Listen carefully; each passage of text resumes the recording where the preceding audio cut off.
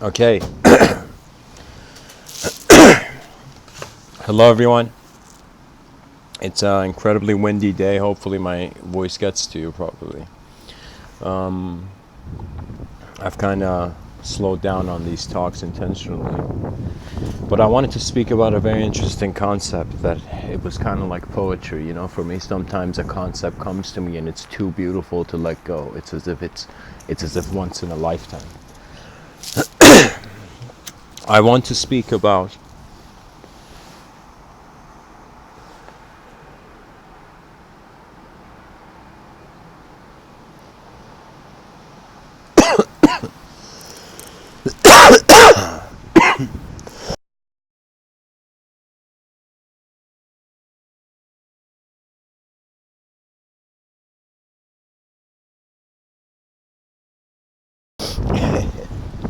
excuse me. I want to speak about how the brain's purpose has been to arrive at a conceptual destination. I want to speak about immaterial intentions of material minds. I want to speak about how there's a subjective dimension to our existence, and it's not only purely objective, and how the value of objectivity is even found in stories.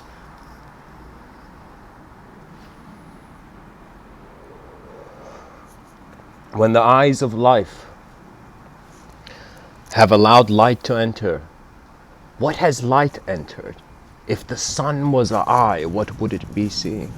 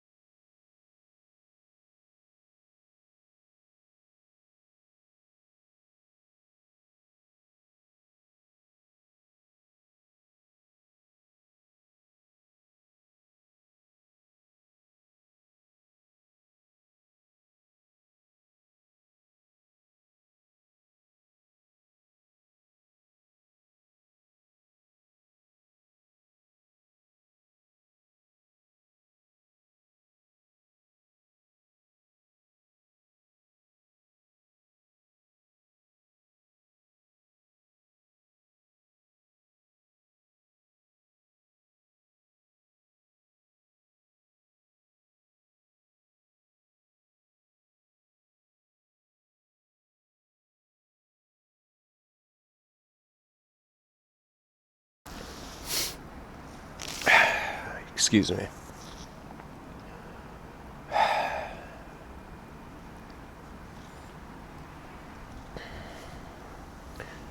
The idea is that objectivity finds value in a subjective dynamism.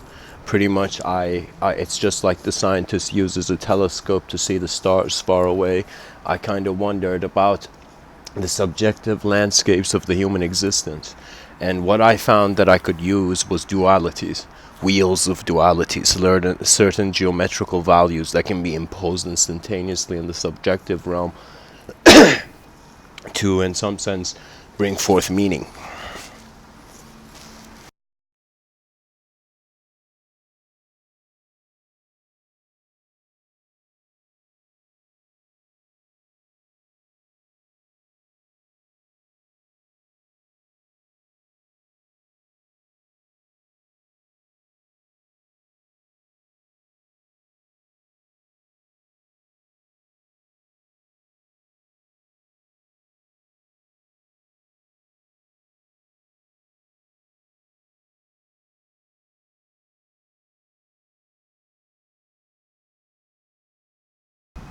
Friedrich Nietzsche. Sorry, guys, it's extremely windy, and I'm trying to find an angle.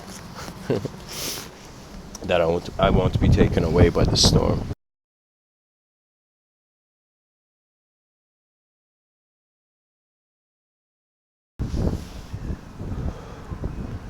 In some sense, it was fascinating to me. I began to see kind of like the human existence as if like it started from a biological materialistic evolution. Then I wondered, what the hell's evolution doing? You know, who told evolution where to go? And it wasn't that based on that I gave the unknown a sort of God story. That's the kind of easiest thing that's already been done. There's nothing original. This is why any person who looks at the concept of God, in some sense, you have to be a follower if you relate to it, because the idea was not originated by you.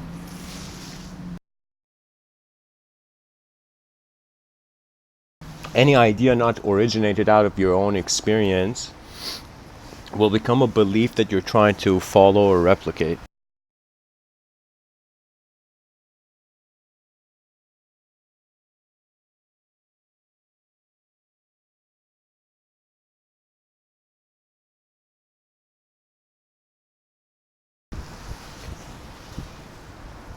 So, in some sense, I kind of saw that the purpose of matter was through a mind to become a sort of individual characteristic of thoughts. What that means is either you're one thought with many characteristics, or you're many characters and many different thoughts. And so one's relationship with their subjectivity is as important as their objectivity, but unfortunately not in this current era. If me and you were born like 200 years later, we would have a totally different appreciation for the subjective phenomena that occurs in this reality, because our sensitivity and our technology would be at a point where the mind would reach more instantaneous manifestation. What do I mean by that? I mean that right now you have to go inside your house and turn on the light. Let's say you come back from work and you come and turn on the light.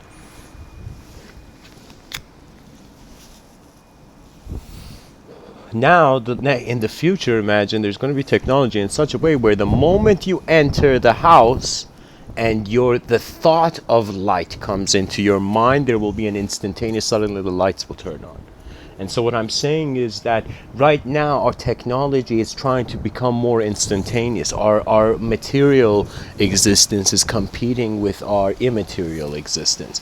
Our immaterial existence comes across as intentions. Intentions, in some sense, proposed through a sort of spectrum of linear time. Without the future, it is very hard to see where the self is going.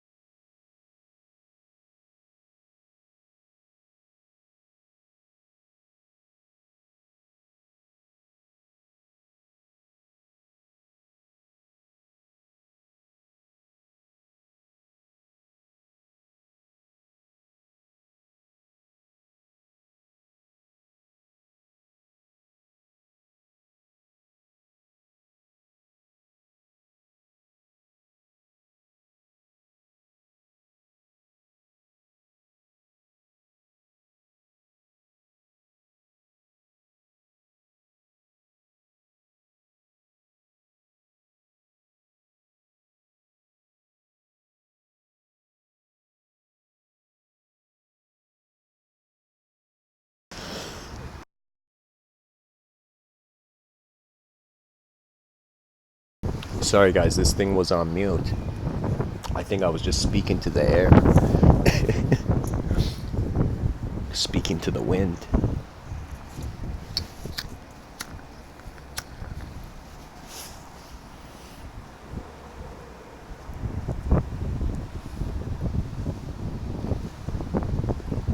Pretty much what I'm saying is that the story of life moved from an objective position into a subjective position. Kind of the purpose of matter was to become a character in a story that could be infinite.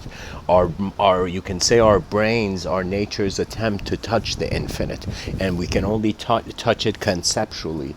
And that conceptualness kind of arises through a certain relevance to an optical illusion. What I mean by that is that there's something really spectacular in philosophy. To be honest, nothing is really exciting unless there is something, I don't want to say dangerous, but something incredibly unknown about it. You will see, you will be drawn to things that nobody has done anything about, rather than things that many people have done so many things about. It's because the nature of our, it's as if the soul of existence is an explorer.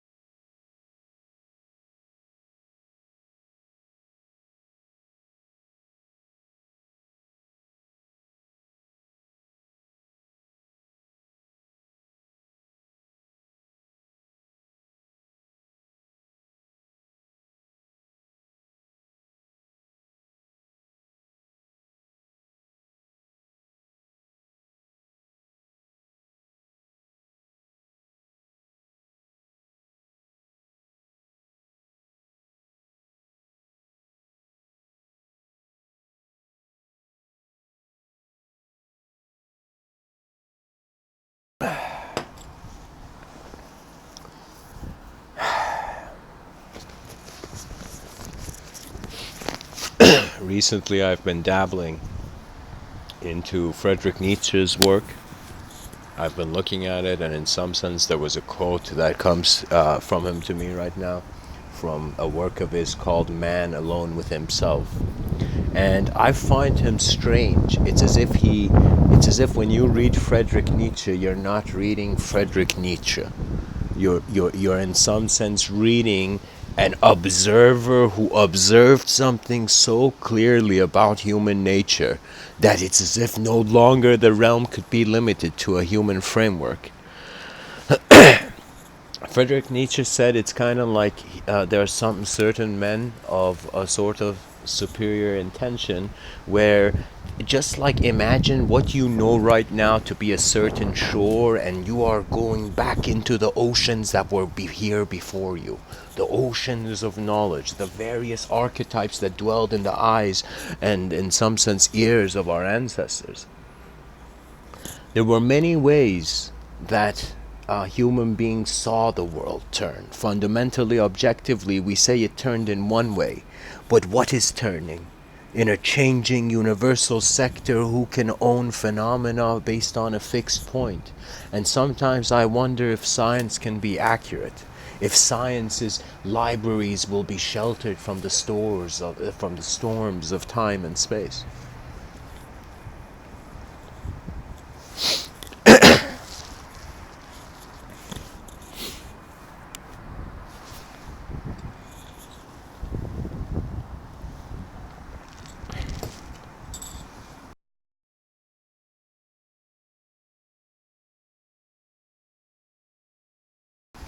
The fascinating thing is simply that there are immaterial intentions, meaning matter is leading to the generation of a sort of energized activity to a point that that energized conscious activity holds references for itself, points of reference.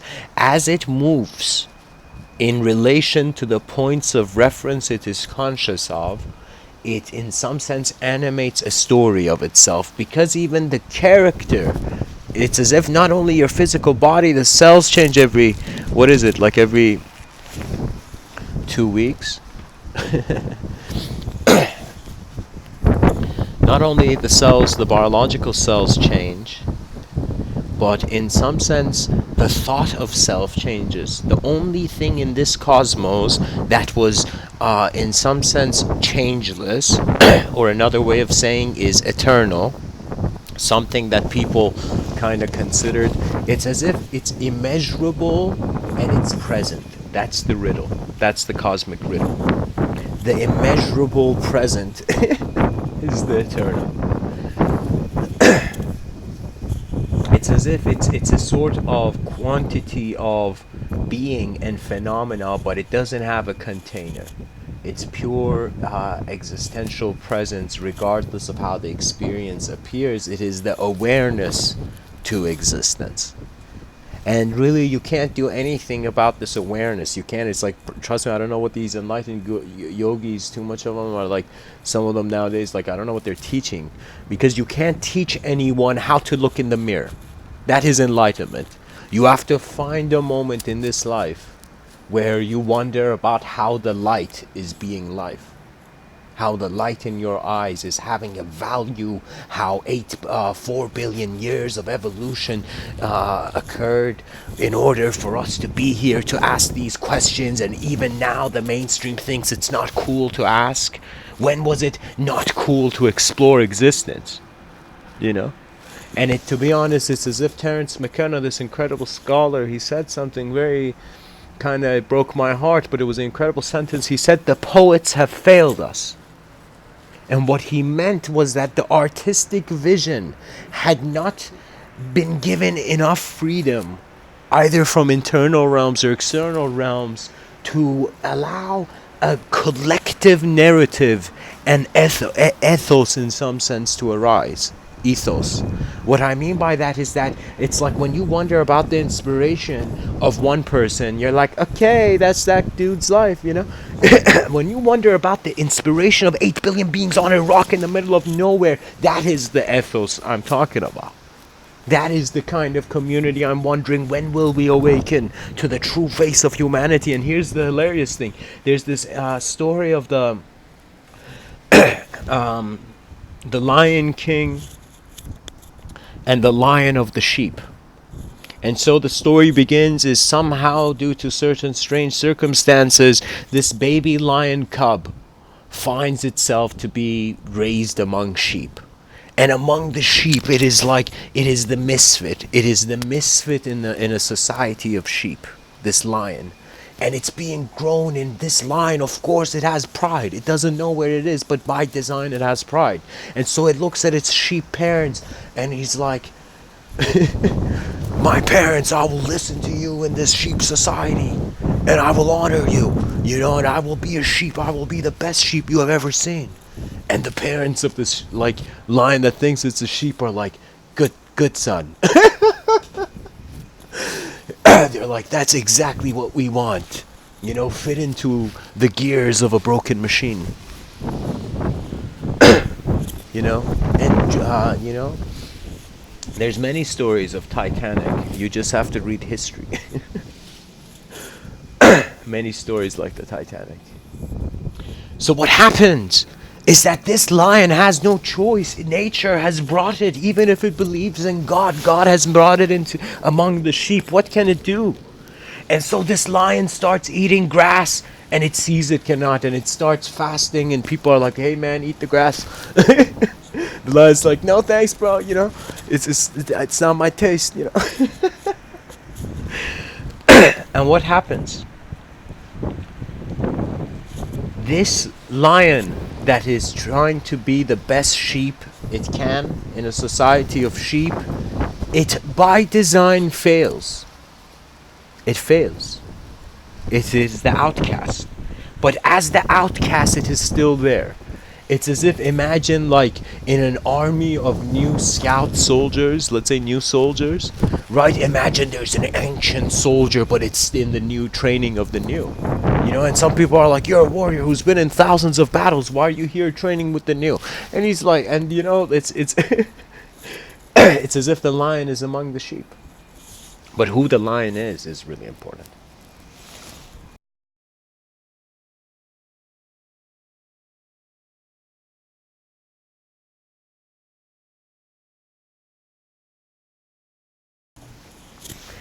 Eventually, you know, this lion that thinks it's a sheep, one day something strange happens.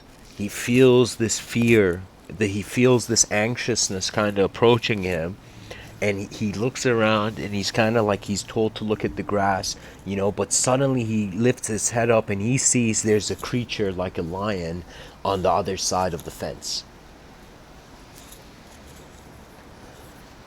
Quickly, this lion does the heroic act and tell the sheep, oh my god, there's a lion. And you know who that it's the story of an older lion. The older lion, imagine it's like Simba's dad, like the Lion King. Okay, that Lion King one day alone was walking around on the corner of his kingdom, and he comes to this lion. He comes to this lion.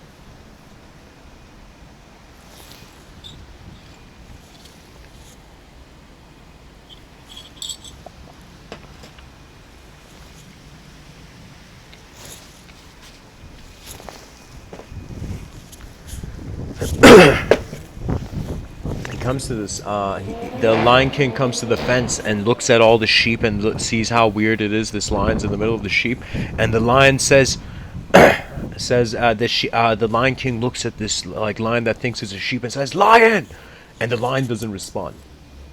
And then the Lion King is like, oh damn. And then the Lion King is like, wait a minute, and he says sheep, and suddenly they all look. It's as if the lion among the sheep doesn't even know it's a lion. How sad. And so this Lion King, with the presence of a king, commands. He says, sheep, come here. Right? As if he has this feeling the sheep will know.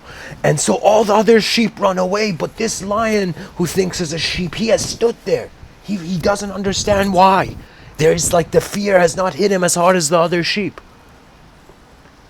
And then something calls from within, just like many of these enlightened stories we see. The lion goes. The lion goes near the fence after the Lion King says, come here, And then the Lion King says, come with me, I must show you something, And this lion is this sheep, that in some sense lion that thinks it's a sheep,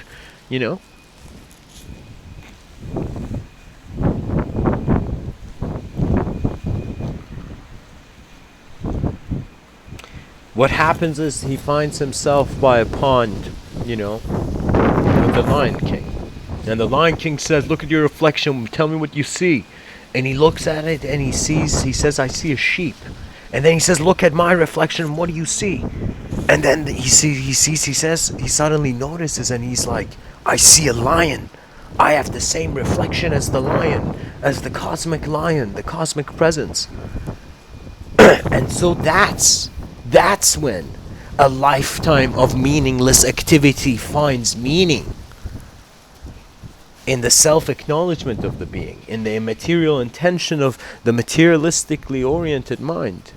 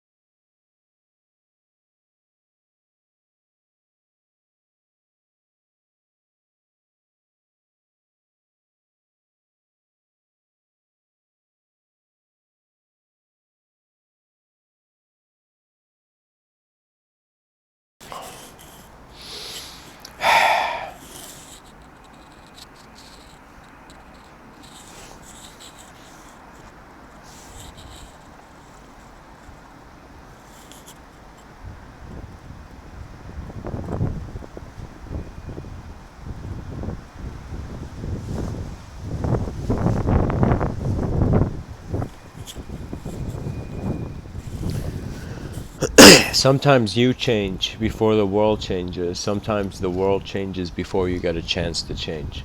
When the world changes quicker than you, we usually say that's suffering. You know, a sort of suffering. When you change, actually, when you change faster than the world, that could be its own suffering. I think it has to do with a sort of balance between the multiple dimensions that the mind conceives for itself. You know, just like how you look at yourself and you see different body parts to your existence. When you even look internally inside the anatomy of the biological structure, you find various organs. These various organs seem similar in a similar categorization design as like various nations of the same planet. So imagine we reached a point in the evolution of our civilization where civilization was like, holy shit, we are the brain of the species. Every member is like a part of the brain of the species. And the ideas that the people come up with is like their greatest value. It's like, what do they come up with? I find that either we were immaterial from the beginning and the materiality is an illusion, or we were material from the beginning and the immaterial seems to be the illusion. And of course, in our current mainstream, the latter is the one that is being chosen. But I'm telling you, you tell me where a materialistic being has to go. Imagine right now you believe you're purely material atomic being. Okay? You believe you're matter. So you tell me, what can matter have a thought about? How come your thoughts, when you think about something, they don't turn into matter? They're kind of like echoes lost in the distance, you know? I can visualize, for example, like a geometrical kind of, like I could visualize a kind of sphere with a cube spinning inside it, like in front of my eyes, for example, you know? But that visualization, in some senses, its texture is internally valid, its quality, its existence. So you see, this suggests that there is a life happening over this life. And so I caught on to this in various ways, to be honest. One way I caught on to it was through a dream. I had a dream where I was consciously moving in the dream. So listen to this claim I'm saying. In the dream I wanted to go left, I went left. In the dream I wanted to go right, I went right. I could move in the dream. I woke up and I'm like, whoa, my physical body is inactive, but my mind is simulating as real of an experience of movement as reality. So when my mind is in the waking state rather than in the dream state, how do I know it's physical reality or it's still the same simulation of the mind? And it's as if it's kind of very unique. It's as if the mind is its own universe. There we go. The mind is a universe inside the objective universe.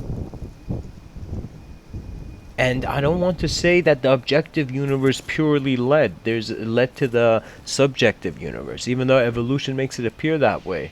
It makes it appear that we were just this phenomena moving, and then this phenomena, this sort of movement of the forces of nature and the laws of nature, in some sense crystallized. It crystallized into a sort of unique intelligence where self-awareness develops. Self-awareness can be said to be the moment the creature saw itself separate. So if you notice, your sense of self is not based on how much you love everybody. It's based on how you see you're separate. And you see, it's a materialistic separation that is justifying a sort of internal separation. What that means is, what if there's a sort of idea that your brain is not, of course the brain is in your skull, but I'm saying, imagine the brain was an antenna and this consciousness was a field, were waves in some sense evolving in particular ways upon the surface of the earth.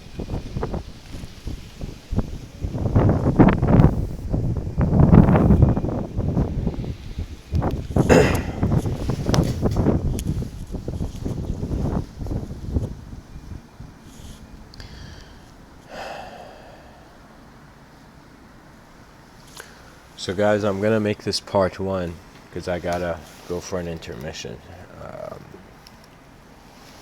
There we go.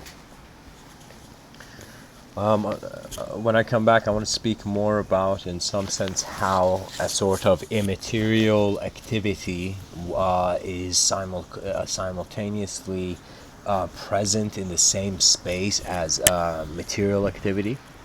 And the material activity, it's as if there's multidimensional levels. So again, I said something at the beginning about mathematical language and how, like, there's a way of seeing multidimensionality where there was zero and then something singular. So emptiness, fullness, like that's a way you can see the world be multidimensional, kind of the yin-yang symbol way. Or you can see from the number one going into two, from singular into dualistic. And that singular to dualistic, how can I tell you? It's like you can even see it how, like, the number one goes to two, two goes to three, and it's as if each opens. The dimensions open up. They open up in new values. If they open up in the same values, it's kind of like a loop. You know, it's like the same. It has the same twist in it as the infinities.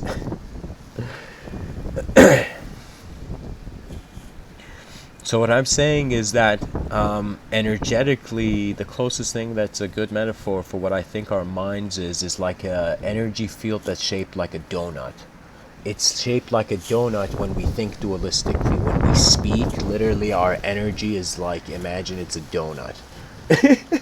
Don't imagine it is a donut. Like, you know what I mean? Like it's energetic wise. It's like a kind of circle of energy, right? And when I see circle of energy be playful, incredibly playful, because let me tell you, energy is just like it cannot be created or destroyed, it cannot be defined. That's pretty much anything you can't define, you can't create or destroy. You know, anybody you can't pinpoint who they truly are, they will be a mystery. That's simply it. You see, there's some things in this life, regardless of how much you knock on the door, those doors won't open. But there's some things that even before you knock, the doors are already open. And when you find those open doors, you kind of find various moments and states of being that your mind, its trust amplifies. When a mind distrusts its environment, it starts going through inner dramas of, in some sense, being in strange relationships. You see, your relationship with physical reality could be physical reality, or your relationship with physical reality could, in some sense, be, how would I say it?